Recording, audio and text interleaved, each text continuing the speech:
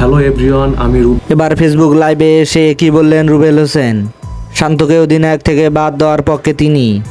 দর্শক, বিস্তারিত জানতে অবশ্যই ভিডিওটি শেষ পর্যন্ত সবাইকে দেখার অনুরোধ রইল। শান্তকে বাদ দিয়ে মিরাজকে অধিনায়ক করার পক্ষে এখন রুবেল হোসেন। তিনি বলেছেন, শান্ত এবারের বিশ্বকাপে দুর্দান্ত বাজে পারফরমেন্স করেছে, তাই তো আমরা শান্তকে আর জাতীয় দলে দেখতে চাই না। শান্ত একটা বাজে খেলোয়াড়।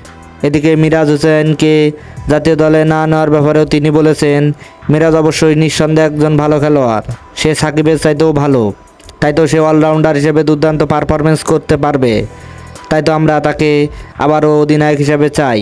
বিসিবির কালো ধাবা থেকে বের হতে শুরু করেছে ক্রিকেট বোর্ড, তাই তো আমরা আবারও সকল দুর্নীতিকে রুখে দিতে চাই।